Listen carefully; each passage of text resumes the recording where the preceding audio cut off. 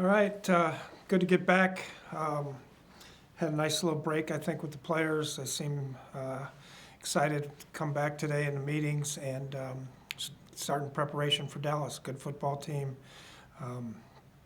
doing a lot of good things offensively and defensively and special teams. So we'll get to work this week and get going.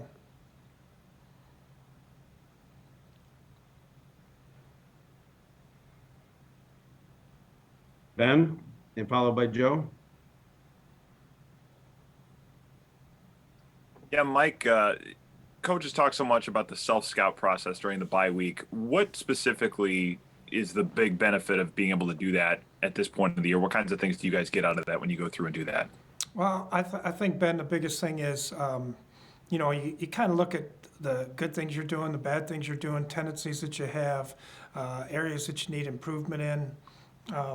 So we've identified a lot of different things where we feel like we have to, might have to add stuff. You might have to, take some of the plays and calls out that they're not doing as well as you thought, and then you get a chance, just an overview of really what's going on.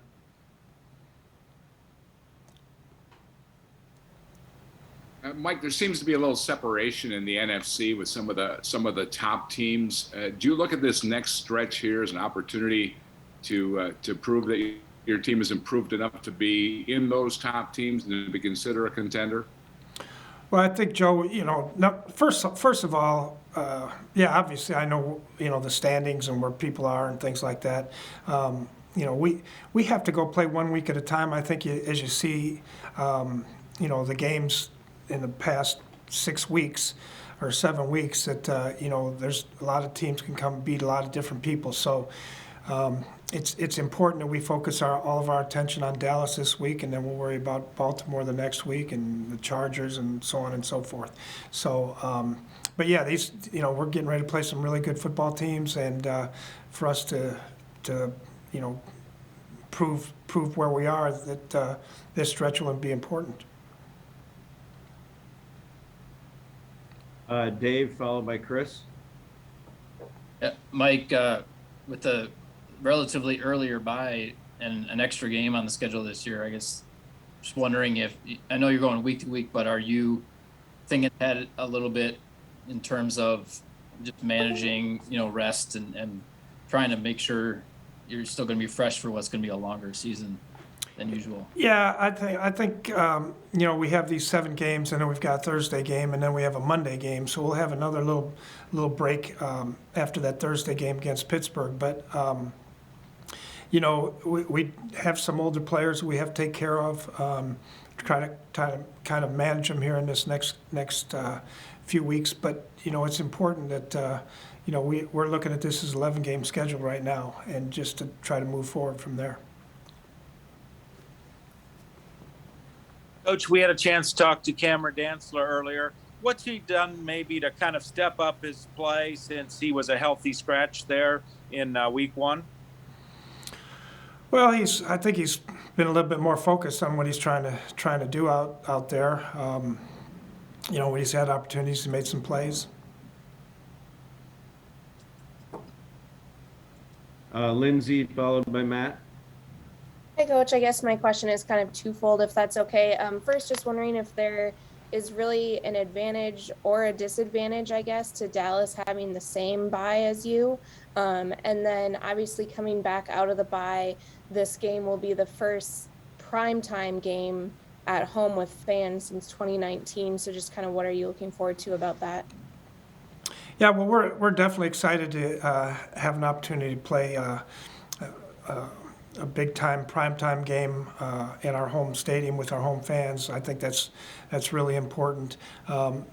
Typically when you have a bye, the other team is played that week. But it kind of seems like when we've played Dallas in the past, this has kind of been the way it's gone. So I don't think there's an advantage or a disadvantage either way. It's whoever ended up playing better that day, and hopefully our fans help us to play great.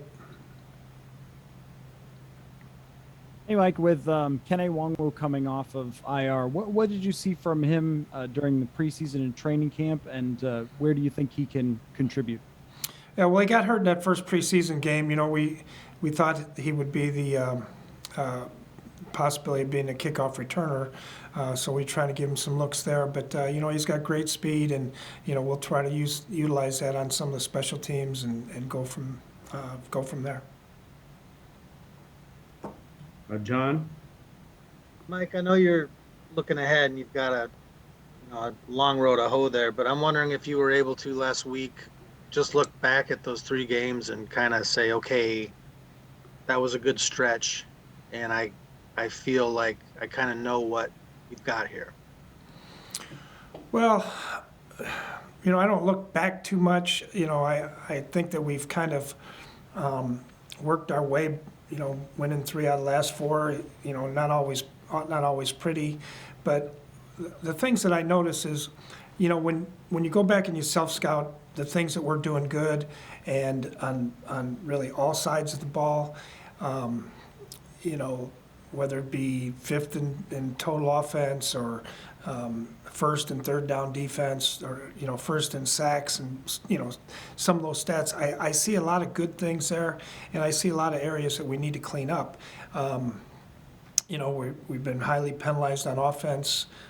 We've had one of the highest amount of 3 and outs on offense, and so you know, if we can correct those things and start clicking on all cylinders, you know, I do feel good about this team. Courtney, followed by Lindsay. Mike, with Stephen Weatherly off to Denver, is that a situation now where Patrick Jones could get some of those reps and be active potentially this second part of the season? It's possible. You know, he's another guy that's working into things. We've got some other guys that, you know, we might elevate and move guys around. It just each week's going to be a little different week for him. Coach, I know we talked to Brian ONeill a little bit earlier, and he was saying that he wasn't even really aware of the stretch of games past Dallas because he's just so focused on this next game. And I know other players, you know, Eric Kendricks has emphasized that a lot too. Is that something where you guys as coaches kind of teach them to do that just one game at a time, or is that a mentality that you see a lot of players naturally have? Well, I think it's important for the whole team that we approach each game like that. You know, you can't get too much ahead of yourself. You know, I unfortunately have to look at the schedule a little bit more than they do, but you know, I don't know other than, you know, I know the next 3 games, but you know, I don't really worry too much about past that. So you know, we have to put all of our focus and our intensity into this week during practice. We have to put it all into Dallas and trying to play the very best we can, and then we'll, you know, when that game's over, then we'll go move on to the next week. Andrew, followed by Courtney. Yeah, Mike, just going to Dallas, where do you start with this passing attack? I mean, kind of look at how to scheme them and try to slow them down. Well, they got, you know, all starts with the running game too. You know, they've got a terrific offensive line. Their protection has been outstanding. The quarterback moves well in the pocket, you know, once he gets flushed.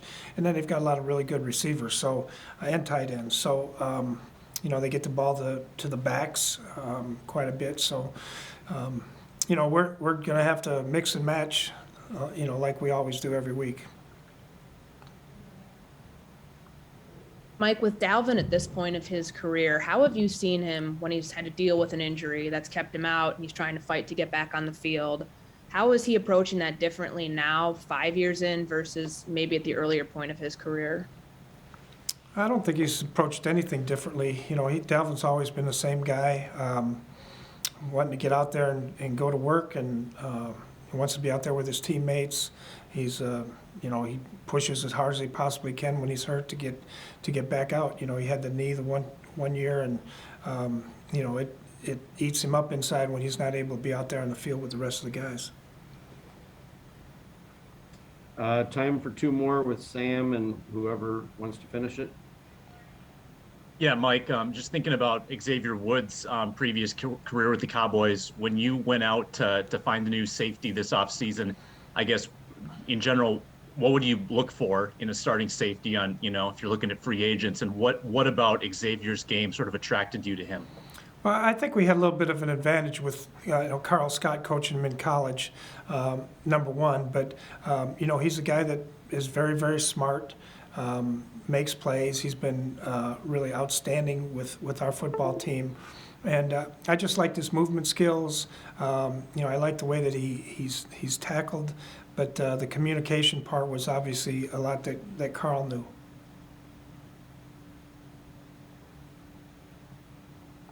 Mike, did you? I know your players kind of tuned out, or most of them anyway, probably this week. Did you go to Kentucky? Did you look at film from Dallas? Did you unhinge for a while? Yeah, I did go to Kentucky. I had my grandkids there with me, and but we watched. I went back through the cut-ups like the rest of the coaches. We had some meetings virtually, and we had some meetings here before we left, and then. But I semi-watched some games this week, but not really. I didn't really pay that close attention to them. And then we started on Dallas a little bit.